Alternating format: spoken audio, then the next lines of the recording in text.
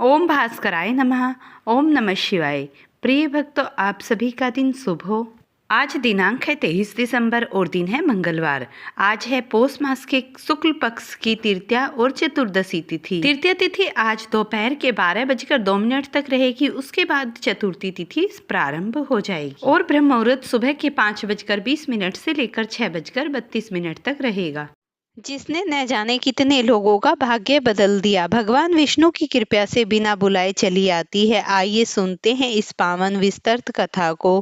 गिर जाए भक्ति उसे उठाकर फिर से दिव्य पथ पर खड़ा कर देती है।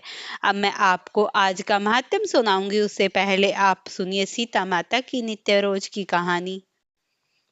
कहते हैं कि एक बार श्री राम प्रभु को कहीं बाहर जाना पड़ा।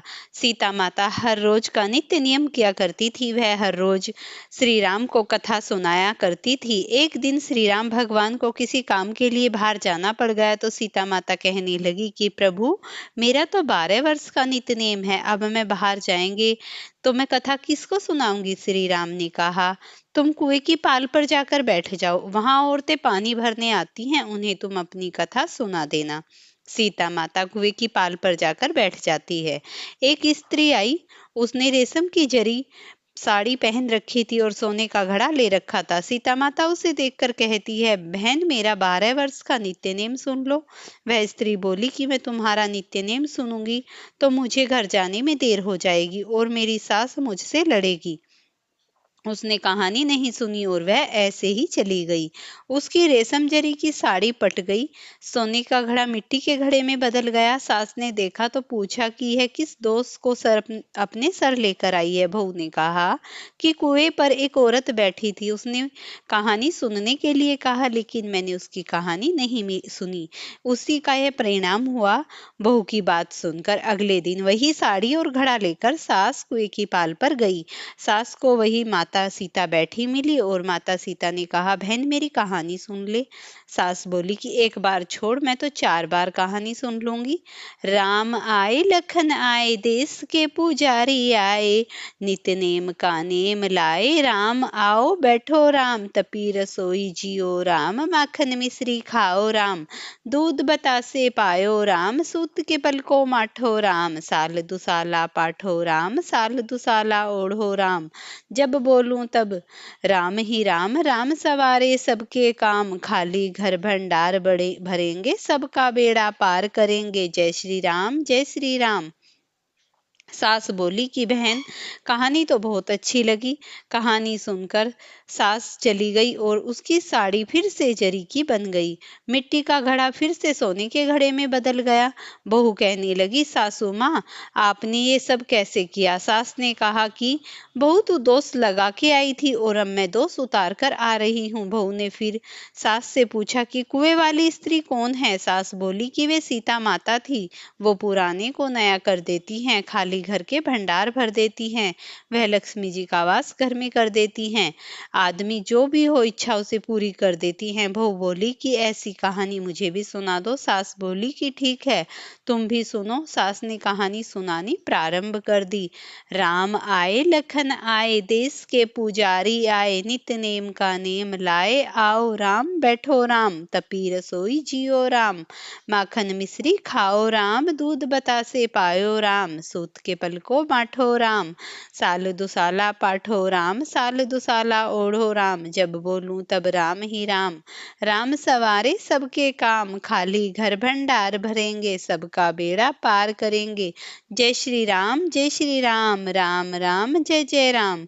कहानी सुनकर बहू बोली कि कहानी तो बहुत अच्छी लगी। सास ने कहा, ठीक है, इस कहानी को रोज कहा करेंगे। अब सास बहू रोज सवेरे उठती, नहाती धोती और पूजा करने के बाद नित्य नेम की कहानी सीता माता से कहती। एक दिन उसने यहाँ एक पड़ोसन आई और सास बोली कि बहन, जरा सी आँच दे देना। वह पड़ोसन उसकी सास को कहने लगी। वह बोली कि आज तो भी हमने जलाई ही नहीं। पड़ोसन ने कहा, तुम तो सवेरे 4 बजे उठकर क्या कर रही हो फिर। उन्होंने कहा कि सुबह उठकर हम पूजा करते हैं, फिर सीता माता की नित्य नेम की कथा कहते हैं। पड़ोसन ने उसकी बात सुनकर फिर कहा कि सीता माता की कहानी कहने से तुम्हें क्या मिला। वो बोली कि इनकी कहानी कहने से घर में भंडार भर गए, सारे काम सिद्ध हो गए, मन की इच्छा पूरी हो गई। पड़ोसन कहती है फिर तो ठीक है बहन, इस कथा को मैं भी कहूंगी। वह बोली ठीक है, तुम भी इस कहानी को सुन लो। सास कहानी सुनाने लगी। आए राम लखन आए, देश के पुजारी आए, नित्य नेम का नेम लाओ, आओ राम बैठो राम, तपी रसोई जियो राम, माखन मिश्री खाओ राम, दूध बतासे पायो राम, सूत के पलको माठो राम, साल दुसाला पाठो राम, साल दुसाला ओढ़ो राम, जब बोलूं तब राम ही राम, राम सवारे सबके काम, खाली घर भंडार भरेंगे, सबका बेड़ा पार करेंगे, जय सिया राम जय सिया राम जय जय राम। सारी कहानी सुनने के बाद पड़ोसन कहने लगी बहन कहानी तो बहुत अच्छी लगी। अब वह पड़ोसन भी नित्यनेम सीता माता की कहानी कहने लगी। कहानी कहने से सीता माता ने पड़ोसन के घर में भी भंडार भर दिए। हे सीता माता, जैसे आपने उनके घर में भंडार भरे वैसे भी आप हमारे घर के भंडार भरना। कहानी सुनने वाले और कहने वाले सबको सुखी जीवन देना, सबकी परेशानियां हरना और सबके जीवन में खुशहाली भर देना। प्रेम से बोलिए जानकी माता की जय।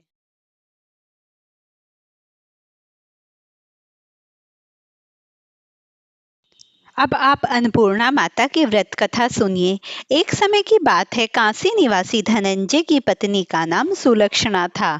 उसे अन्य सब सुख प्राप्त थे, केवल निर्धनता ही उसके दुख का एकमात्र कारण थी। यह दुख उसे हर समय सताता रहता था। एक दिन सुलक्षणा पति से बोली, स्वामी आप कुछ उद्यम करो तो काम चले, इस प्रकार कब तक काम चलेगा। सुलक्षणा की बात सुनकर धनंजय के मन में बैठ गई और वह उसी दिन विश्वनाथ शंकर जी को प्रसन्न करने के लिए बैठ गया और कहने लगा, हे देवादिदेव विश्वेश्वर, मुझे पूजा पाठ कुछ नहीं आता, केवल आपके भरोसे बैठा हूँ। इतनी विनती करके वह 2-3 दिन भूखा प्यासा बैठा रहा।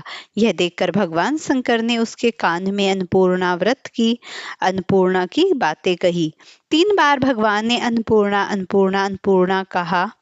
यह कौन है, क्या कह गया। इसी सोच में धनंजय पड़ गया कि मंदिर से आते ब्राह्मण को देखकर पूछने लगा, पंडित जी अन्नपूर्णा कौन है। ब्राह्मण ने कहा, तू अन्न छोड़ बैठा है, सो तुझे अन्न की ही बात सूझती है, जा घर जाकर अन्न ग्रहण कर।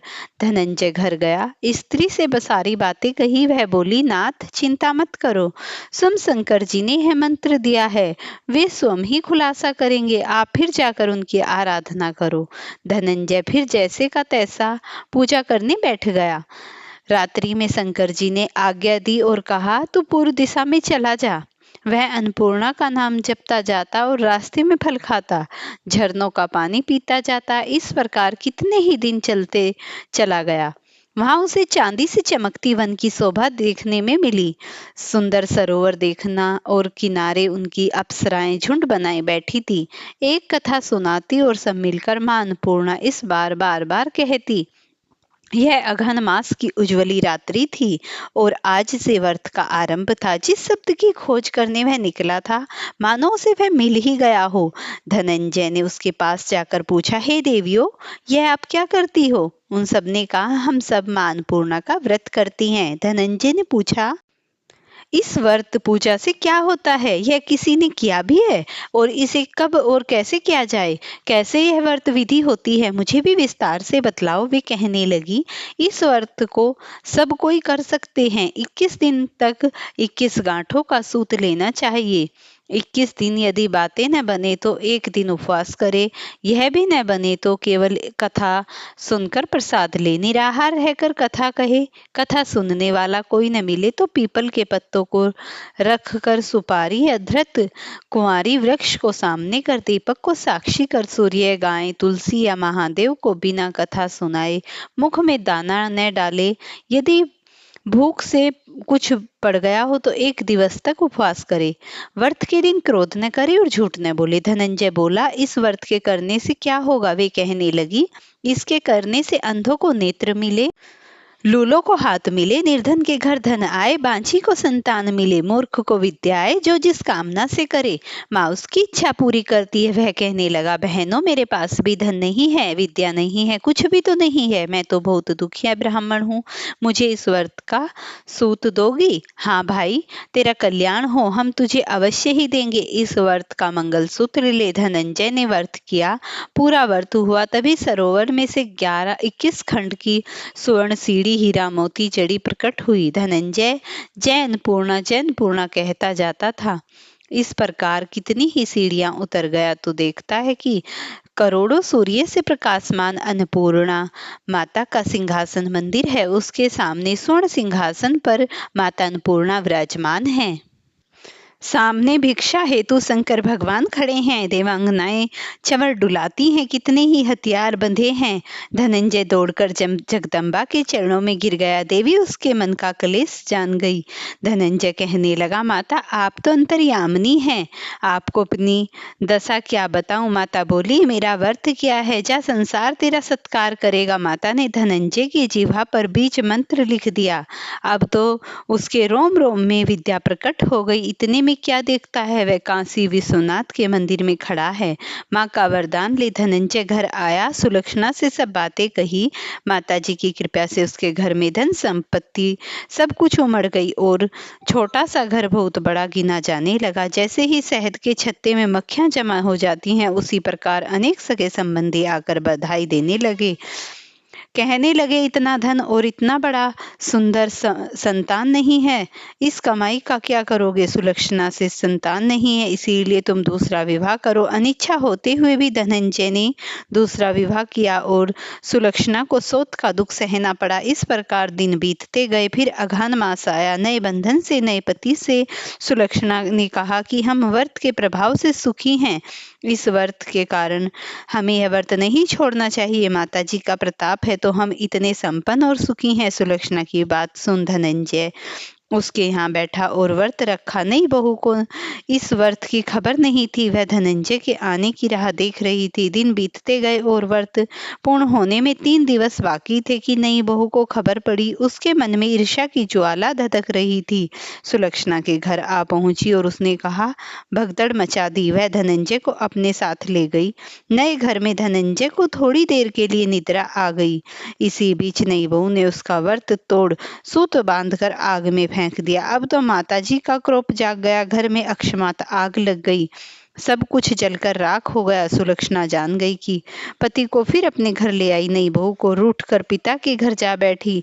पति को परमेश्वर मानने वाली सुलक्षणा बोली, नाथ घबराना नहीं, माताजी की कृपा अलौकिक है। पुत्र को पुत्र हो जाता है पर माता को माता नहीं होती। आप श्रद्धा और भक्ति से आराधना करो, वे जरूर हमारा कल्याण करेंगी। धनंजय फिर माता के पीछे पड़ गया। वह फिर सरोवर सीढ़ी प्रकट हुई और मां अन्नपूर्णा कहकर वह उतर गया और माता जी के चरणों में गिरकर रुदन करने लगा। इसी प्रकार उसी गांव के निसंतान सेठ के पुत्र होने पर उसने माता अन्नपूर्णा का मंदिर बनवाया। उसमें माता की धूमधाम से पधारी यज्ञ किया और धनंजय के मंदिर का आचार्य का पद दे दिया। जीविका के लिए मंदिर की दक्षिणा और रहने के लिए बड़ा सुंदर सा भवन दिया। धनंजय स्त्री पुत्र सहित वहां रहने लगा। माता जी के चढ़ावे से भरपूर आमदनी होने लगी। उधर नई बहू के पिता के घर डाका पड़ गया। सब लूट गया। वे भीख मांगकर पेट भरने लगे। सुलक्षणा ने यह सुनकर उन्हें बुलाया और अलग घर रख लिया और उनके अन्न वस्त्र का प्रबंध कर दिया। धनंजय, सुलक्षणा और उनका पुत्र माता जी की कृपा से आनंद से रहने लगे। माता जी ने जैसे इनके भंडार भरे वैसे सबके भरना। जय हो अन्नपूर्णा माता की। अब आप आज के मार्गशीर्ष मास के अध्याय का श्रवण कीजिए। बहुत समय पहले कुशावती नामक एक सुंदर गांव था, जहां सभी लोग भगवान विष्णु की भक्ति करते। गांव में एक अत्यंत गरीब किंतु सच्चा भक्त रहता, जिसका नाम ध्रुवसेन था। वह प्रतिदिन प्रातःकाल ब्रह्म मुहूर्त में उठकर ओम नमः नारायणे नमः जपता और मंदिर में दीपक जलाकर भगवान को प्रणाम करता। गाँव में ही एक धनी व्यापारी भैरवदास था, घमंडी, अहंकारी और गलत तरीके से धन कमाने वाला। उसे धुरसेन की भक्ति कभी पसंद नहीं आती। वह कहता, गरीब लोग भगवान का नाम लेकर सिर्फ भाग्य बदलने का सपना देखते हैं। एक दिन राज्य में सूखा पड़ गया, नदी सूख गई, खेत बंजर हो गए, लोग परेशान थे। गांव के बुजुर्गों ने कहा, हम सबको विष्णु भगवान की सामूहिक पूजा करनी चाहिए। मार्गशीर्ष मास का यह समय स्वयं भगवान को प्रिय है। पूजा की तैयारी हुई। भैरवदास पूजा का नेतृत्व में गया क्योंकि वह अमीर हूँ, लेकिन ग्रामीणों ने कहा, पूजा का नेतृत्व धन से नहीं भक्ति से होता है, धुरसेन को करनी चाहिए। भैरवदास को अत्यंत क्रोध आया। उसने ईर्ष्या से आकर धुरसेन पर झूठा आरोप लगाया कि वह मंदिर के दान का अंश चुरा लाया है। गांव वाले भ्रमित हो गए। धुरसेन ने अपने उससे किसी चोरी नहीं, भगवान का साक्षी मानकर कहा कि मैंने कोई चोरी नहीं की है। सच सामने लाने के लिए लोग मंदिर में एकत्रित हुए। धुरसेन ने देवी के सामने खड़ा होकर बोला, हे नारायण, यदि मैं निर्दोष हूँ तो सत्य की परीक्षा करना। जैसे ही उसने यह कहा, मंदिर की वेदी से दिव्य प्रकाश निकला और भगवान की मूर्ति से मंद मुस्कान प्रकट हुई। अचानक मंदिर के कोने में अन्न का वह बड़ा थैला मिल गया जहाँ भैरवदास ने खुद छुपाया था। अब सच्चाई समझ गया। भैरवदास शर्म से गिर पड़ा और रोते हुए बोला, मैंने ईर्ष्या से यह पाप किया, मेरे अहंकार से मुझे अंधा कर दिया। धुरसेन ने उसे क्षमा मांगी और कहा, मार्गशीर्ष का यह मास सबको सत्य का मार्ग दिखलाता है और सत्य पर ले जाता है। प्रेम से बोलिए मार्गशीर्ष मास की जय।